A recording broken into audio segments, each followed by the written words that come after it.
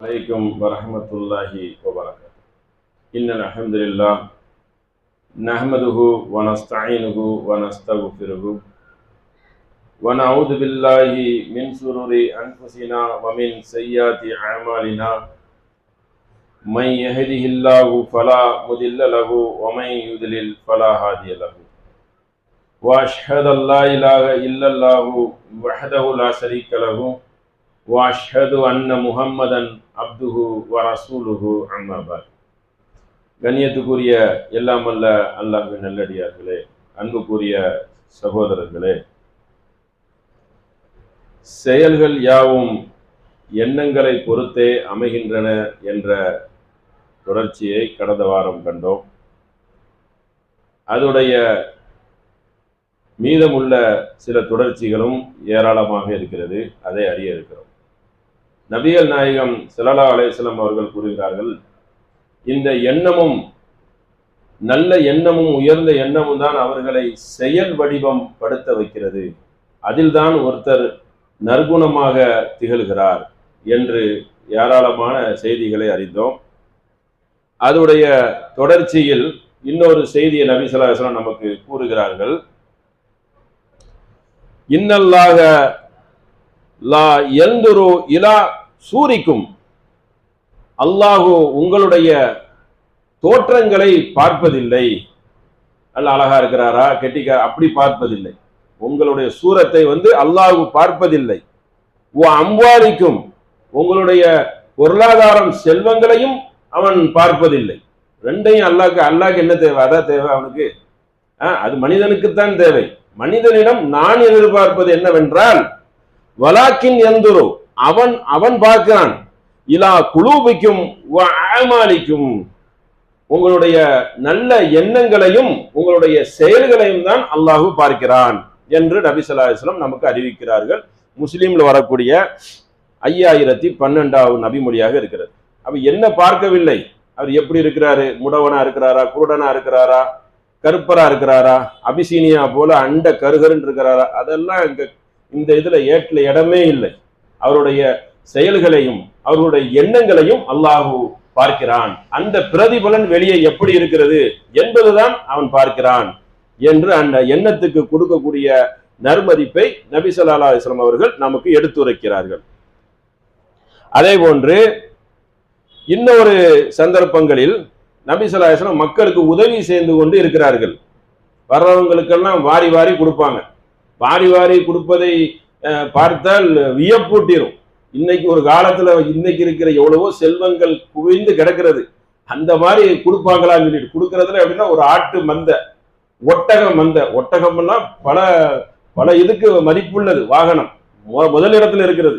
ஒண்ணும் இல்லை, அப்படி அதை பூரா எடுத்துட்டு போங்க அப்படிங்கிறத நிறைய பேரும் கொடுத்தாங்க. நபி ஸல்லல்லாஹு அலைஹி வஸல்லம் அதுக்கு மேலேயும் கொடுப்பாங்க, கொடுத்துக்கிட்டே இருப்பாங்க. அப்பாஸ் ரலியல்லாஹு அன்ஹு கேட்பாங்க, முதல்ல கொஞ்சம் அந்த வரக்கூடிய அந்த பங்குகள், போர்ல வரக்கூடிய பங்குகள் குமிஞ்சி கிடக்கும், ஒரு பக்கம் சதக்கா குமிஞ்சி கிடக்கும், அள்ளி கொடுப்பாங்க.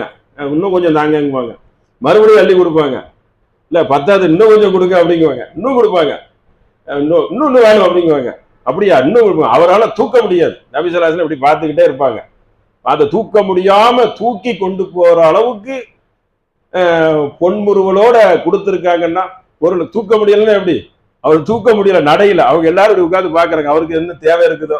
அப்ப அப்படி அள்ளி அள்ளி கொடுக்கிறது அது ஒரு ஆச்சரியம். சரி, அந்த மாதிரி என்னிடம் உகது மலை அளவுக்கு இருந்தாலும் தங்க கட்டி என்னது, ஒரு நாள் யோம் பேத யோம் எனக்கு ஒரு கடனை எடுத்து வச்சுட்டு நான் அப்படியே அனைத்தையும் என்ன செஞ்சிருவேன், கொடுத்து விடுவேன். இதுவரை அவங்களுக்கு தேவைகள் இருக்கு, மனைவிமார்கள் அதிகம், தேவைகள் அதிகம், உள்ள குட்டிகள் இருக்குது, பேரன்கள் இருக்கிறாங்க.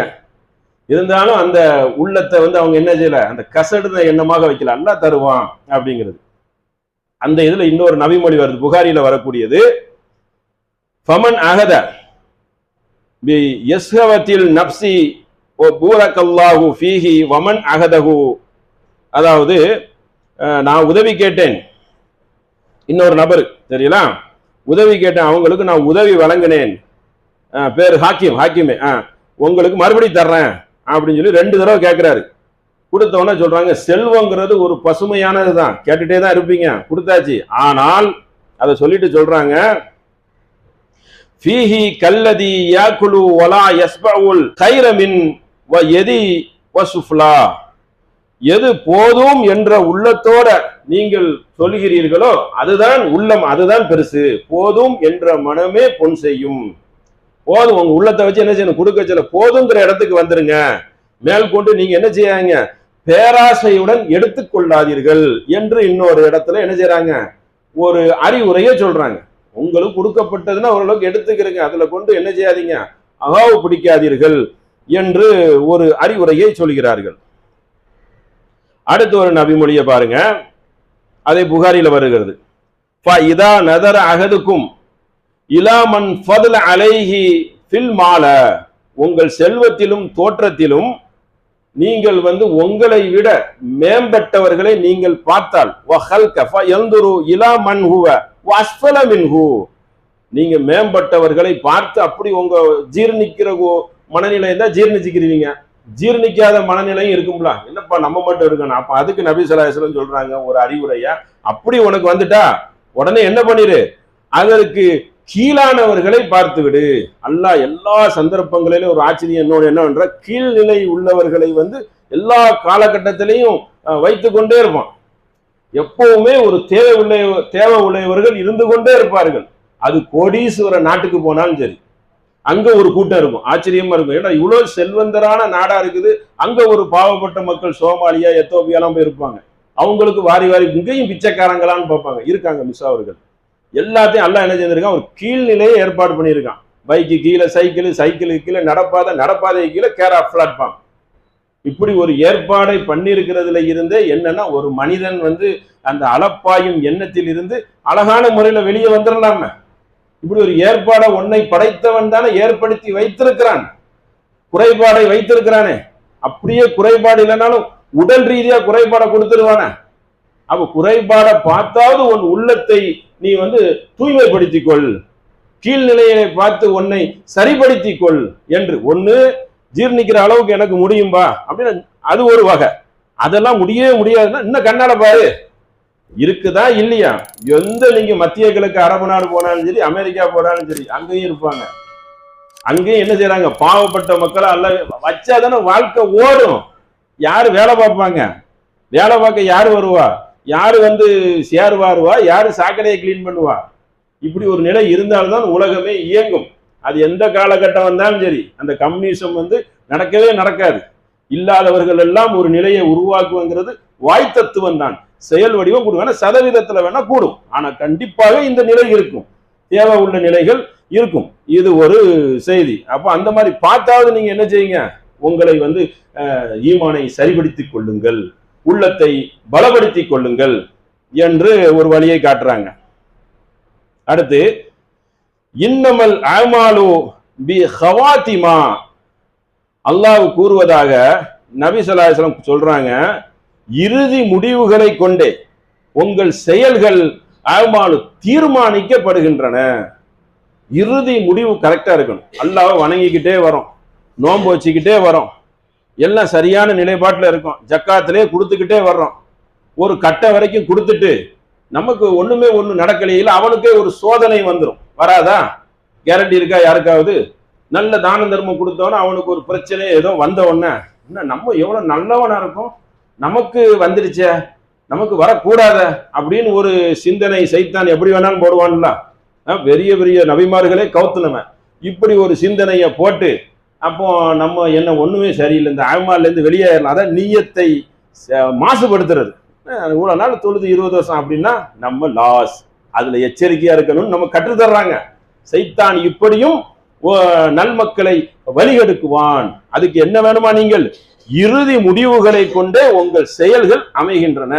60 வயசு 40 வருஷம் உழைச்சிட்டான் மார்க்கத்துல, உதாரணத்துக்கு 50 வருஷம் உழைச்சிட்டான்னு வச்சுக்கிறீங்க, உயிர் போகும்போது தெரியாது ஒரு உத்தேசத்துக்கு. அந்த மாதிரி சந்தர்ப்பத்துல எண்ணத்தை கண்டன் ஒரு வருஷத்துக்கு முன்னாடி சேர்ந்தா, அப்ப எண்ணத்தை சீர்படுத்தி கொள்வதற்காக நமக்கு சொல்லக்கூடிய அறிவுரைகள். ஏன்னா வழிகெடுத்துட்டா, நான் நல்லா இருந்தேன், என் கால் பேட்டு, என் கை பேட்டு, என் பிள்ளைகள் பேட்டு, என் நபிகள் நாயகத்துக்கு 4 புள்ள போகலையா? 4 பிள்ளைகளை பாத்திமார் எழுதினாருங்க தவிர மற்றவர்கள் வாழுங்காலத்துல இப்ப மௌத்தாயிட்டாங்க. சோதனைகள் அவங்க பார்க்கலையா? அவங்க பார்க்காத சோதனைகளையும் கஷ்டங்களையும் இதை இன்னைக்கு மக்கள் பார்த்துட்டாங்களா? கிடையவே கிடையாது. அப்ப உணவுக்கே அவ்வளவு கஷ்டம். அப்ப இறுதி முடிவு சீராக இருக்கணும். அப்படியே போய்கிட்டே இருக்க சில இவ்வளவு நாள் இருந்து நீ என்னத்தை கண்ட அப்படின்னு சைத்தான் வழி கெடுத்துட்டா. ஆதம் நபியை கெடுத்த மாதிரி என்ன நீங்க நின்றுகிட்டே இருக்க, உள்ள போ, மரத்தை சாப்பிடு, பாட்டாதுன்னா அல்லாஹ் கிட்ட போய் உட்கார முடியும் அப்படின்னு நல்லது மாதிரி தள்ளி விட்டுட்டா. அதை கவனத்துல இவ்வளவு நாள் என்னத்தை நல்லது செய்த, உனக்கு என்ன நடக்குது, போய் வேலை இனிமேல் எதுவுமே நல்லதே செய்யாத அப்படிங்கிற மாதிரி ஒரு கேடுகட்ட எண்ணத்தை போட்டா. ஆமா ஆமா இவ்வளவு நாள் சேர்ந்த ஒண்ணுமே பிரதிபலன் இல்லையா? பிரதிபலன் மறுமையில இருக்கு. மூமினுக்கு நாடுனா இம்மையில கொடுப்பான், ஆனால் நாடாகட்ட மறுமையில கன்ஃபார்ம்ல. ஒரு மூமினுக்கு இம்மை ஒரு பொருட்டா? இப்படி ஒரு சிந்தனையை போட்டு திசை திருப்பிட்டா அவுட் ஆயிடுவான்ல. அப்ப அந்த மாதிரி ஒரு நிலைக்கு என்ன செய்திடக்கூடாது, போகிவிடக்கூடாதுன்னு அறிவுரைகளுக்கு மேல அறிவுரைகள். சைத்தான் வழிகெடுத்து விடுவான். தீய சக்தி தீய எண்ணத்தை என்ன செய்திருவான், போட்டு உங்கள் நல்ல அமால இருந்து அப்புறப்படுத்தி விட்டுருவான். அதுல கவனமா இருக்கணும். ஒவ்வொன்னா வருவான், எல்லாத்துலயுமே வருவான். தொழுகை நோன்பு அப்படியா வருவான், படிப்படியா வருவான். ஜக்காத்துல வருவான், அப்படி அடுத்த உறவுகளை கெடுக்கிறதுல வருவான். ஒரே அடியா எல்லாத்தையும் விட்டு இப்படி வெளியே வருவான். சுதாரிச்சிருவான்ல, சுதாரிக்க விடக்கூடாது. அப்படி நைஸா வருவான். ஒன் பை ஒன்னா அதுக்கு இடமே கொடுத்துடக்கூடாது. நான் ஏன் நன்மையில இருந்து போகணும், எனக்கு அல்லாஹ் நன்மையை தருகிறான் என் எண்ணத்துக்கும் என் செயலுக்கும் என்ற இதுல உறுதியா இருக்கும். அடுத்து ஒரு செய்தியை பாருங்க. நபி ஸல்லல்லாஹு அலைஹி வஸல்லம் அவர்கள் கூறுகிறார்கள். எப்படி கூறுகிறார்கள் என்றால், எப்படிப்பட்ட ஒரு மனநிலையில் ஒருவர் இருக்கிறாரோ, எபு அச குல்லு அபுது அலா மாத்த அலைஹி, ஒரு அடியார் தம் இருக்கும் போயிருந்த, அதாவது அவர் மரணத்துக்கு முன்னாடி இருக்கிற எந்த மனநிலையில இருந்தாரோ அப்படிதான் அவர் எழுப்பப்படுவார் மறுமை நாள்ல. அவர் உள்ளுக்குள்ள அந்த எண்ணத்துக்கு அல்லாஹ் ஒரு கூலி கொடுக்குறான். நீ ஒரு மாதிரி எண்ணத்திலே இருந்தனா அந்த எண்ணத்தை என்னதானே பிரதிபலிக்கும். வாயிலிருந்து வார்த்தை வந்துருமா? அல்லாஹ்வுடைய விஷயத்துல கேடுகட்ட வார்த்தையை கொடுத்துட்டா. நபி ஸல்லல்லாஹு அலைஹி வஸல்லம் மகன் இறந்து போச்சுல வார்த்தையில எல்லாரும் விளையாடுறாங்க. நபி ஸல்லல்லாஹு அலைஹி வஸல்லம் எச்சரிக்கையா இருந்தாங்க, அது அப்புறம் பார்ப்போம். ஆனால் அந்த மாதிரி வார்த்தையை வந்து விடக்கூடாது. அப்ப மரணத்துக்கு முன்னால் உங்களுடைய நிலைப்பாடு எப்படி இருக்கணும்? சரியான நிலையிலே எப்படி இருக்கிறீர்களோ அப்படி எழுப்பப்படுவார்கள். நல்ல நிலையில் இருந்தால் நல்ல நிலையில் எழுப்பப்படுவார்கள், கெட்ட நிலையில் இருந்தா அதுக்கு தக்கன. அல்லாஹ்வை நீ மறுத்த நிலையில இருந்தா, அல்லாஹ்வை நீ அலட்சியப்படுத்துற நிலையில இருந்தா அந்த நிலையில தான் எழுப்பப்படுவ. உன்னுடைய நன்மை எல்லாம் பாழாகிவிடும், பாடுபட்டதெல்லாம் பாழாகிவிடும். அதை கவனத்துல வைக்கணும். அதே கீழே அதை சொல்றான் நபி ஸல்லல்லாஹு அலைஹி வஸல்லம் எப்படி விளக்குறாங்க பாருங்க. லாயமூத்துன்ன, அதாவது நீங்கள் மரணித்து விடாதீர்கள். வஅஹதுக்கும் இல்லாஹு வ யஹ்சனு லன்ன பில்லாஹி வ அஸ்ஸ வ ஜல்ல, நீங்கள் மரணித்திர கூடாதான். எப்படி மரணித்திர கூடாது? இறப்பதற்கு மூன்று நாளைக்கு முன்னாடி. இதெல்லாம் எப்படின்னா இயற்கையான மரணம், சரிங்களா? திடீர்னு மரணம் எப்படி வரும்னு சொல்ல முடியாது. சாதாரணமா ஒரு மனிதன் எப்படி மறக்கும், நோய்வாய்ப்பட்டோ அவனுக்கே தெரியும். கொஞ்சம் கொஞ்சமா அந்த பிரிகிறது மரண தருவாயில இருக்கிறவர்களுக்கு தானே தெரியும், புரிந்து கொள்ளலாம். அந்த அவங்களுக்கு அந்த ஒரு கட்டம் காட்டும், இதுக்கு மேல வண்டி இழுக்காதுங்கிறது தெரியும். அப்படி இருப்பவர்களுக்கு அந்த மாதிரி இந்த நபிமொழியை எடுத்துக்கொள்ளணும். திடீர் விபத்து திடீர் மரணம் உள்ளவங்களுக்கு எப்படி சாத்தியப்படும், அது ஒரு விஷயம். அதனால எப்பவுமே நல்ல இதுல இருக்கணும்னு அர்த்தம்.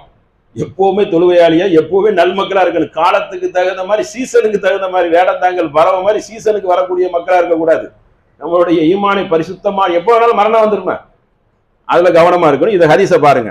இறப்பதற்கு 3 நாளைக்கு அகதுக்கும் லன்ன பில்லாஹி, ஒருவன் உங்களில் ஒருவர் அல்லாஹுவை குறித்து யஹ்சபு லன்ன, நல்லெண்ணம் கொண்டவர்களாக நீங்கள் அந்த நிலையிலை தவிர நீங்கள் மரணிக்க கூடாது. அதான் நல்ல எண்ணத்துல அல்லாஹ் இருக்கிறான், எங்களுக்கு மறுமையில கூலி கிடைக்கும், பாடுபட்டது எங்களுக்கு எதுவும் போவாது. இப்படிப்பட்ட உயர்ந்த எண்ணத்தோட நீங்க மரணிக்கணும். எப்படிப்பட்ட எண்ணத்துல மரணிச்சிடக்கூடாது, தீய எண்ணத்துல மரணிச்சிடக்கூடாது. பாடுபட்ட பலன் இல்லையே, பாடுபட்ட ஒண்ணுமே கிடைக்கலையே, அதுக்கு மேல போயிருவான் சைத்தான். அப்ப என்ன மாதிரி நமக்கு முஸ்லீம்ல வரக்கூடிய 5517வது நபிமொழி, நீங்கள் மரணிக்காதீர்கள், அல்லாஹ்வை குறித்து நல்லெண்ணம் கொண்ட நிலையில் நீங்க இருங்க. அது நல்லெண்ணம் கொண்டாத நிலையில் நீங்கள் லாயமௌத்து, மரணித்து விடாதீர்கள். மரண சூழ்நிலை வந்தா நல்லெண்ணம், அல்லாஹ்வே எனக்கு சொர்க்கத்தை கொடுத்துரு, என் பாவத்தை மன்னித்து விடு, அறிந்தும் அறியாத ஏதோ சேர்ந்திருப்பேன், அதை என்னை விட்டு அகற்றி விடு.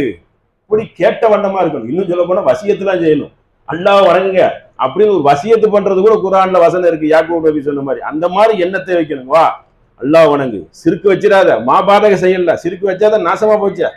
அப்ப இப்படியெல்லாம் வசியத்து பண்ணக்கூடிய மக்களாகவும் நல்லெண்ணம் கொண்ட மக்களாகவும் என்ன செய்யணும் இருக்கணுங்கிறதுக்கு என்ன முறை எப்படி இருக்குது ஒரு எடுத்துக்காட்டாக திகழ்கிறது.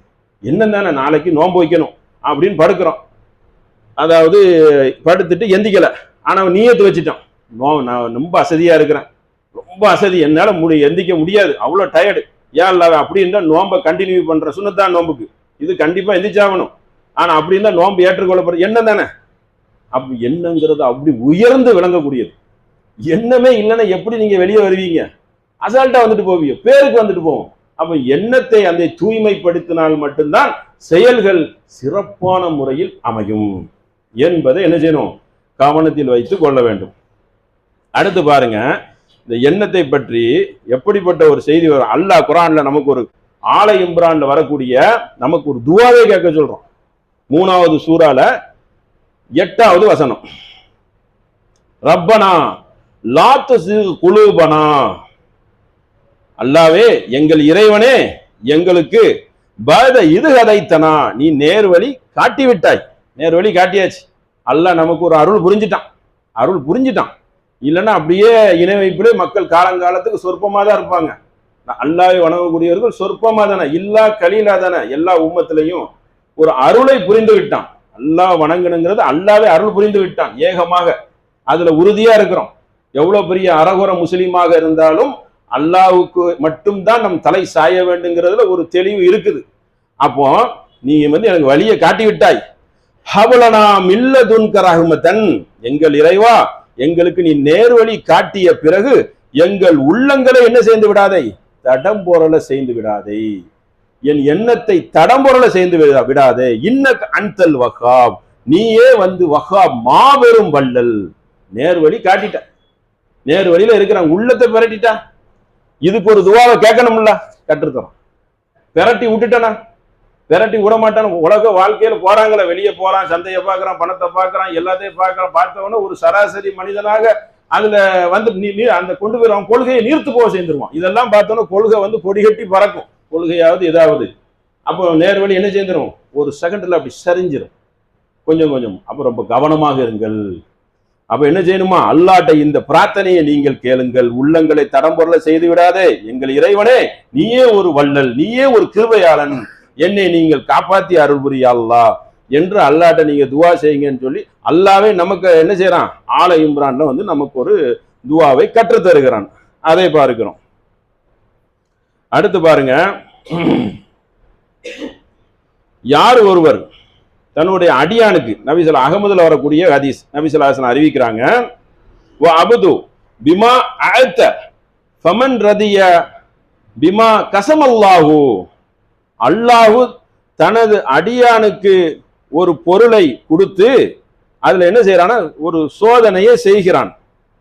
சோதனை பொருளை கொடுத்தும் சோதிப்பான்ல, பிள்ளையை கொடுத்தும் சோதிப்பான், பிள்ளைய கொடுக்காமலையும் சோதிப்பான், சொத்தை கொடுத்தும் சோதிப்பான், சொத்தை கொடுக்காமலையும் சோதிப்பான்.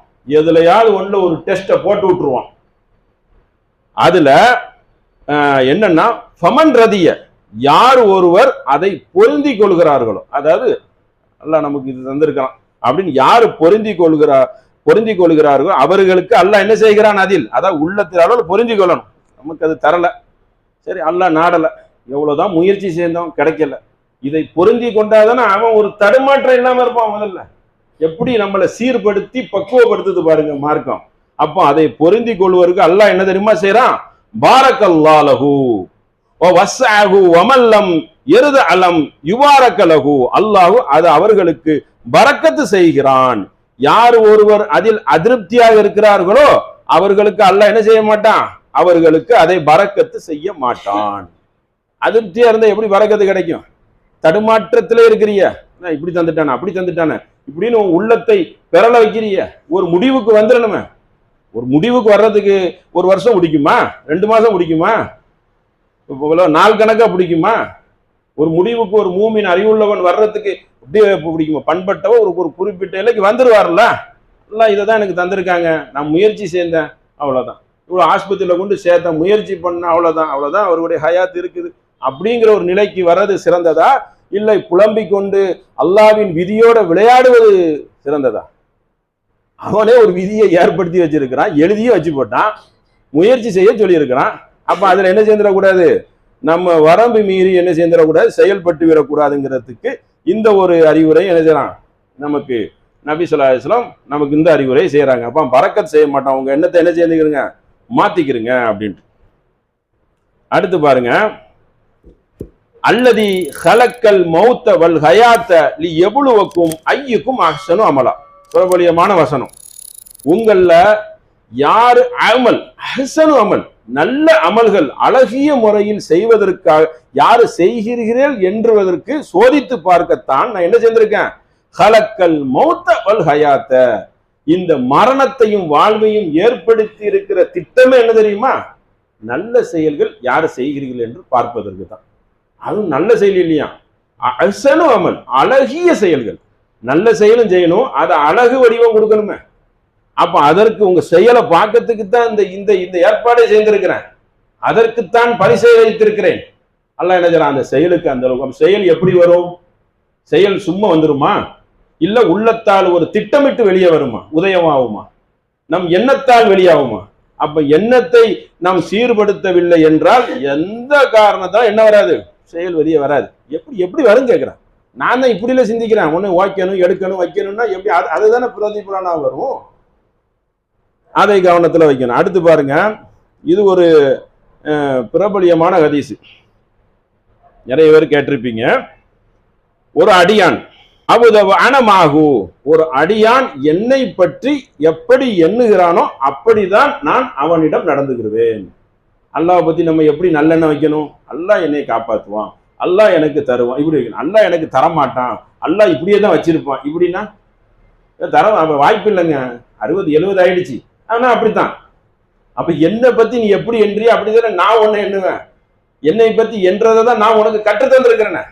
வரிக்கு வரி நான் ஒரு கருணையாளன், நான் ஒரு கிருபையாளன் என்று வரிக்கு வரி உங்களுக்கு விலைக்கு சொல்லி தந்திருக்கத்தக்க, அதுக்கு நேர் எதிர்மாட்டமா போனா அதற்கு என்ன சொல்றான் நபி ஸல்லல்லாஹு அலைஹி வஸல்லம், எப்படி இந்த ஹதீஸை சொல்லுகிறார்கள் என்றால், நீங்கள் என்னை எதற்கு ஏற்ப நினைக்கிறீர்களோ அதற்கு ஏற்ப நான் என்ன செய்வேன், அல்லாஹ் உங்களை நினைவு கூறுவான். என்னை உங்கள் உள்ளத்தில் நீங்கள் நினைவு கூர்ந்தால், நப்சி வ இன்ன திக்ரனி மலாயி, நீங்கள் என்னை உள்ளத்தில் நினைச்சு அல்லாஹ் நினைப்பான். உள்ளத்துல நினைச்சாலே நினைச்சிடறான், நினைக்கணும்ல. அல்லாவை நினைவு கூறுவது உள்ளம் தானே அல்லவா. என்னை நீங்க நினைத்தால், நினைவு கூர்ந்தால் நானும் உங்களை நினைவு கூறுவேன் என் உள்ளத்தில்.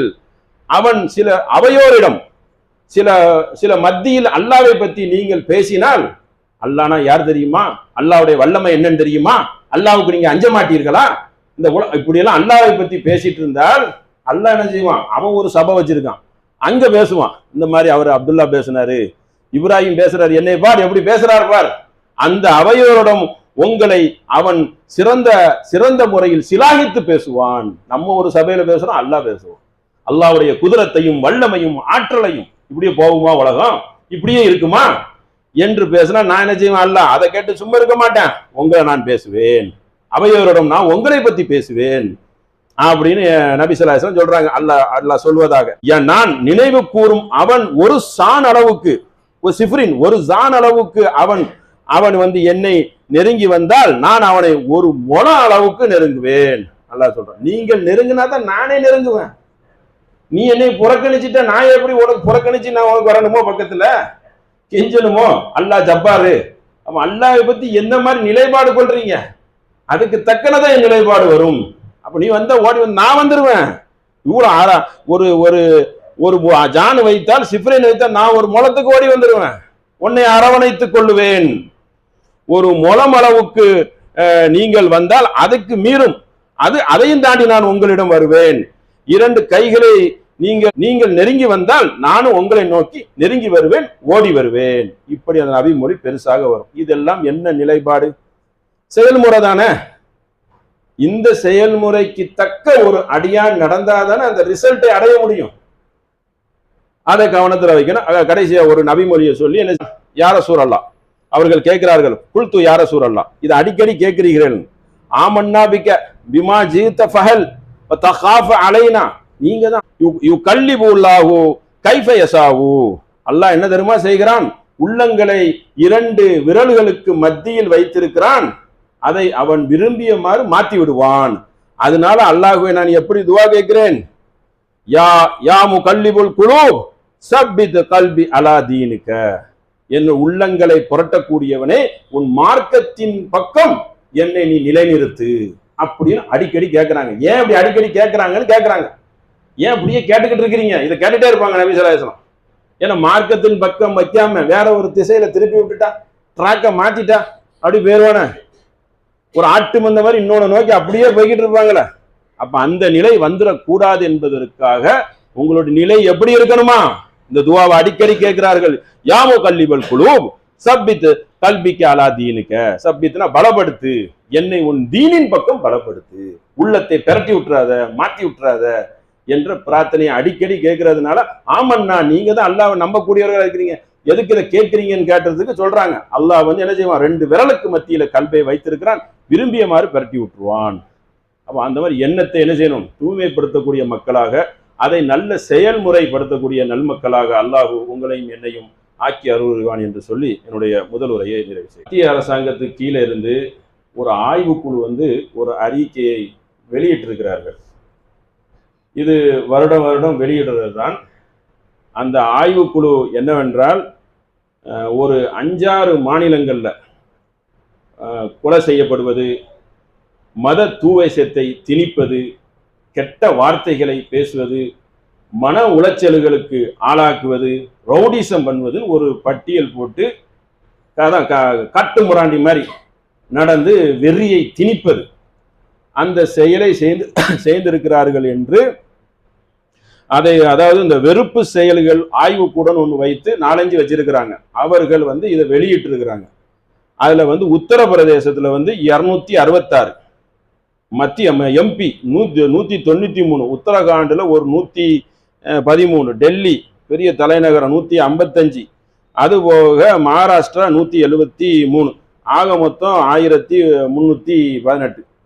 இவ்வளவு. இதுக்கு மேலேயே இதெல்லாம் ஆய்வு வராம எக்கச்சக்கமா இருக்கும். 2000 3000 என்ன 50,000 கூட இருக்கும். அவங்க கிடைக்கிறத ஒரு ஆதாரபூர்வமா சொல்லணும்ல, இல்லைன்னா அதுக்கு ஒரு வழக்கை போட்டு விட்டுருவானோல. அதனால இது வந்த வரைக்கும் என்னதான் முஸ்லீம், இதுல வந்து யாரு அப்படின்னு கேள்வி வருது. ஆமா, யாரு இவங்கெல்லாம் என்னன்னு சொன்னா 98% இது வந்து சதவீதம் முஸ்லீம்கள் வந்து இந்த இடத்துல வந்து அதிகமாக பாதிக்கப்படுகிறார்கள் என்பது இந்தியாவில் முதல் இடத்துல அந்த குரங்கு ஆட்சி செய்த குரங்கு அந்த மாநிலத்தை சுட்டி காட்டப்படுகிறது. அவங்கள அந்த அளவுக்கு அச்சுறுத்தல் வைத்து மிரட்டல்லே வச்சிருக்கிறாங்க. அப்போ நம்ம கேட்கலாம், எதிர்த்து அடிச்சிட வேண்டியதானே? தன்னை அடிக்க வந்தா சட்ட ரீதியா எதிர்த்து அடிக்கிறதுக்கு உலகத்துல எல்லா இடத்துலயும் சட்டம் இருக்குல்ல. மார்க்கத்துல கூட அநீதி நடந்தா எதிகி கைனால தடுங்க, நீங்க வாயினால லிசானிகி நாவினால தடுங்க. கடைசி தான் பலவீனமானது, மனசால வெறுத்து உள்ள உட்கார்றது கடைசி. இது இருக்கிறதுல பலவீனம்னு நபி ஸல்லல்லாஹு அலைஹி வஸல்லம் சொல்லிட்டாங்க.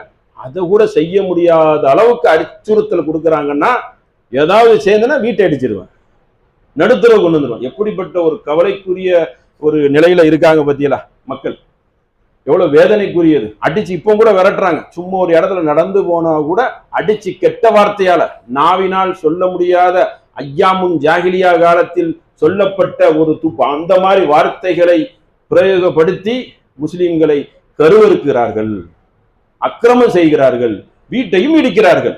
அவன் சிலர் ரொம்ப மீறி செயல்பட்ட வீடு பேரும். ஏன்னா அரசாங்கம் எப்படி இருக்கு, கருவறுத்தே தீரணும் அப்படிங்கிறத அவங்களுக்கு விஷமாக உள்ளே ஊற்றப்பட்டிருக்கிறது. அவங்களுடைய நாடி நரம்பெல்லாம் அது ஊறி போய் இருக்குது. இதற்காக நம்ம என்ன செய்ய முடியும்? துவா தான் செய்யணும். அப்ப இந்த மாதிரி பாதிக்கப்படுற நம் சகோதரர்களுக்காக நம்ம என்ன செய்யணும்? நமக்கு அல்லாஹ்வுடைய அருளால இந்த மக்கள் அப்படி இருக்கிறாங்க. இந்த மாநிலம் பண்படுத்தப்பட்ட மாநிலமா இருக்கிறதுனால அது இல்லைன்னா நம்ம என்ன செய்ய முடியும்? அரபு நாட்டில் கூட சொகுசா தான் இருக்கிறான். சொகுசு அவன் கண்ணை மறைச்சிட்டு அவன் என்ன கையேந்து என்ன செய்யணும்? அந்த அப்பாவி மக்களுக்காக, அப்பாவி மக்கள் என்று சொல்றத சந்தர்ப்ப சூழ்நிலையால் மாட்டிக்கிட்டாங்க. என்ன செய்ய முடியும்? சூழ்ந்து நின்று அடித்தா என்ன பண்ண முடியும்? ஆனா ஒரு எல்லை இருக்கு. அவங்களும் மொத்தமா பொங்கி எழுந்தா அதுக்கு எதிர்வினை அவங்களும் ஆற்றலாம். ஏன்னா இந்த அளவுக்கு கை மீறக்கூடாதுல. வாழ்ற சொந்த வீட்டை அடிக்கிறான், மனைவி பொண்டாட்டி கூட போனா மிரட்டுறான், கேவலப்படுத்துறது தாங்குவோமா? அந்த இடத்துல நம்மளை வைத்து கொஞ்சம் சிந்திச்சு பாருங்க. அதாவது அநியாயமான முறையில அவன் ஏதாவது செய்தா அது ஒரு வகை. இவ்வளோ இதையும் புள்ளி விவரம் காட்டுறான். இந்த மக்களை எல்லாம் என்ன செஞ்சிருக்காங்க? துன்புறுத்தலுக்கு ஆளாயிருக்காங்க. பாதி பேரை கொன்னு இருக்காங்க. கொள்றது அந்த மாதிரி செயல். இப்போ கூட அந்த ஜார்க்கண்ட்ல ஒரு தலித் அடிச்சு கொண்டு இருக்கிறாங்க ஒரு ஊர் உள்ள. உள்ள தலித்து சமுதாயம் ஒரு ஏதோ ஒரு காதல் விஷயமா ஒரு பிள்ளைய பார்க்க போனான், வெறி செயல் பண்ணி அடிச்சு அவனை என்ன செஞ்சிருக்கானோ கொன்னே போட்டானோ, ஆஸ்பத்திரிக்கு தூக்கிட்டு போற பாதியில சேர்த்து இறந்து போயிட்டான். இப்போ 2 நாளைக்கு முன்னாடி நடந்த சம்பவம்.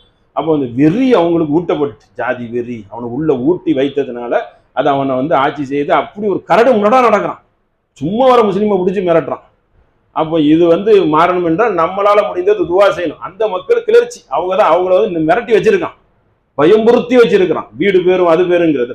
அதனால அந்த நிலையில் அந்த மக்கள் இருக்கிறார்கள். நம்ம அந்த மக்களுக்காக என்ன செய்யணும், அதிகமாக இந்த மாதிரி இந்த பாதிக்கப்படக்கூடிய மக்களுக்கு கையேந்தக்கூடிய மக்களாக உங்களையும் என்னையும் அல்லாஹ் ஆக்கி அருள் புரிவான் என்று சொல்லி என்னுடைய உரையை நிறைவு செய்கிறேன். வாகர் தஹானா அல்ஹம்துலில்லாஹி ரப்பில் ஆலமீன். அஸ்ஸலாமு அலைக்கும்.